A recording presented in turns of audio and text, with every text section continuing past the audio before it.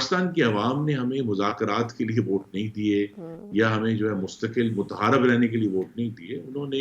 اپنی زندگیاں بہتر کرنے کے لیے ووٹ دیے ہیں۔ سر بہت شکریہ آپ کے وقت کے لیے۔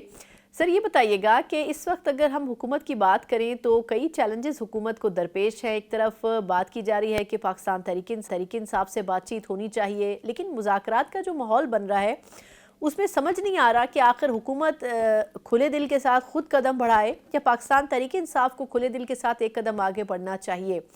پھر سر پیپلز پارٹی اور باقی اتحادی بھی اس طریقے سے خوش نظر نہیں آتے۔ آپ کے خیال میں یہ کوئی ٹیمپرری سچویشن ہے جس کو حکومت ٹیکل کر سکتی ہے یا واقعی کچھ ہینڈلنگ کا بھی اس میں فقدان نظر آتا ہے؟ جی پہلے تو میں آپ کے ناظرین پر واضح کر دوں کہ حکومت کی سب سے بڑی ترجیح جو ہے وہ مذاکرات نہیں ہے، وہ پاکستان کے عوام کی جو معاشی صورتحال ہے اس کو بہتر کرنا ہے، اور اس میں اللہ تعالیٰ نے بڑی کامیابی دی ہے کہ قیمتیں اگر کم نہیں ہوئیں تو بڑھنا بند ہو گئی ہیں، تو کم از کم وہاں پاکستان کے عوام کو کچھ ریلیف فیل ہوا ہے۔ کچھ اشیاء خورد و نوش کی قیمتیں کم بھی ہوئی ہیں، وہاں بھی ریلیف فیل ہوا ہے۔ اس کے بعد ہم نے دیکھا ہے کہ انٹرسٹ ریٹ کم ہونے سے ہم یہ توقع کر رہے ہیں کہ پاکستان میں نئی سرمایہ کاری ہوگی، جس سے آنے والے ہفتوں میں مہینوں میں نیا روزگار پیدا ہوگا، اور جو ایک مستقل سراسیمگی کی صورتحال رہتی تھی ہمارے ڈالر کے بارے میں اور کرنٹ اکاؤنٹ ڈیفیسٹ کے بارے میں، اس میں الحمدللہ اللہ تعالیٰ نے بہت بڑی کامیابی دی ہے شہباز شریف صاحب کی حکومت کو۔ کرنٹ اکاؤنٹ ڈیفیسٹ تو منفی کی بجائے مثبت ہو گیا ہے، کوئی 94 کروڑ ڈالر کا مثبت رہا پہلے 5 مہینے میں سال کے۔ اور دوسرا یہ کہ الحمدللہ ریمیٹنس میں بھی بڑی اسٹرانگ ہے، ایکسپورٹس میں 13% بڑھی ہے۔ تو لہٰذا اس معاشی استحکام کو قائم رکھنا اور بڑھانا حکومت کی پہلی ترجیح ہے، چونکہ پاکستان کی عوام نے ہمیں مذاکرات کے لیے ووٹ نہیں دیے یا ہمیں جو ہے مستقل متحارب رہنے کے لیے ووٹ نہیں دیے، انہوں نے اپنی زندگیاں بہتر کرنے کے لیے ووٹ دیے ہیں۔ تو پہلی ترجیح یہ ہے۔ دوسری ترجیح بلا شبہ ہمارے سامنے ہے، اور وہ ہے دہشت گردی سے لڑنا، جس کی لہر جو ہے ہمارے نظر آ رہی ہے خیبر پختونخوا میں بھی اور بلوچستان میں بھی۔ اس میں بھی آپ دیکھیں گے کہ آنے والے ہفتوں میں اس پہ بڑی سنجیدہ کوشش ہوگی تمام سیاسی جماعتوں کو اکٹھا کر کے ایک بار پھر متحد کرنے کی۔ وہاں ہمیں ضرور سیاسی مذاکرات کی ضرورت ہے تاکہ ہم دہشت گردی سے لڑ سکیں۔ اس کے بعد جو تیسری ترجیح ہے وہ اپنے ہواریوں سے اپنی جو معاملات ہیں اس کو درست رکھنا ہے۔ تو اپوزیشن سے جو مذاکرات ہیں اگرچہ اپنی جگہ بہت اہم ہیں، لیکن ان سے زیادہ اہم ترجیحات حکومت کے سامنے ہیں۔ اپوزیشن سے ہم ضرور بات کرنا چاہتے ہیں اس سلسلے میں، ان کی بھی ایک صوبے میں حکومت ہے، وہ وفاق کا ایک حصہ ہے، تو کس طرح ہم مل کر وہی جو پہلی ترجیح ہے عوام کی زندگیاں بہتر کرنے کے لیے ایک دوسرے کے ساتھ تعاون کر سکتے ہیں۔ ابھی تک تو تحریک انصاف نے یہی ظاہر کیا ہے کہ وہ صرف کوئی این آر او یا کسی سودے بازی میں انٹرسٹڈ ہے، گورننس میں وہ انٹرسٹڈ نہیں ہے، ورنہ اگر وہ واقعی حاکمیت میں ان کا کوئی نہ کوئی انٹرسٹ ہوتا تو وزیر اعلیٰ خیبر پختونخوا نے جو بڑی توپیں اور بندوقیں لانے کا ایک عندیہ دیا ہے، وہ بڑی بندوقیں اور توپیں جو ہیں وہ دہشت گردوں کے خلاف چلنی چاہیے، فرقہ واریت پھیلانے کے خلاف چلنی چاہیے، وہ وفاق کے خلاف نہیں چلنی چاہیے۔ یہ جو مطالبات کہے جا رہے ہیں کہ 5-6 مطالبات سے پی ٹی آئی 2 مطالبات پر آ گئی ہے کہ ایک جوڈیشل کمیشن بنایا جائے اور سیاسی قیدیوں کی رہائی ہو، آپ کے خیال میں ایک حکومت کا اپنا بھی ایک سٹانس ہے کہ ہم ان چیزوں پہ بات چیت کر سکتے ہیں، ان چیزوں پر نہیں کر سکتے ہیں، تو یہ جو دونوں ڈیمانڈز ہیں اس پہ بظاہر آپ کو لگتا ہے کہ کوئی مذاکرات کا ماحول بن نہیں سکے گا؟ حکومت تو پہلے ہی کہہ چکی ہے کہ کمیشن ہمارے اختیار میں نہیں ہے،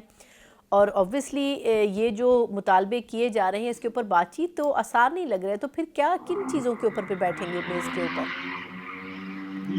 سب سے پہلے تو کچھ دن کے لیے یہ جو گفتگو ہے ایک دوسرے کے خلاف، اس کو بند کر کے کھلے دل سے ہمیں ٹیبل پر آنا ہے اور بغیر کسی پری کنڈیشنز کے ٹیبل پر آنا ہے۔ اس کے بعد دونوں فریقین جو بھی ٹیبل پر رکھیں گے، اور ہماری یہی خواہش ہوگی کہ حکومت کی طرف سے جو تمام ہماری دوسری جماعتیں ہیں، Pakistan peoples party, M Q M, وہ بھی نیگوسیشن کا حصہ ہوں، کیونکہ وہ بھی اتنے ہی اسٹیک ہولڈر ہیں ان تمام ایشوز میں جتنی حکومت کی جماعت ہے یا پی ٹی آئی ہے۔ تو ہم سب مل کر اس پر بات کرنا چاہیں گے، اور اگر اس پر مل کر کنسنسس ہوتا ہے تو کوئی ایسی پری کنڈیشن نہیں ہے جس پر ہم کہیں کہ ہم اس پر عمل نہیں کر سکتے۔ صرف یہ ضرور ہے اور یہ میں واضح کرنا چاہتا ہوں تاکہ ہوں، کچھ بھی کہ وہ لوگ جو فساد میں اور فتنے میں اور پاکستان کی سرکاری املاک کو ہوں، آگ لگانے میں جو شہیدوں کی یادگاروں کی بے حرمتی کرنے میں ملوث تھے ہوں، ہوں،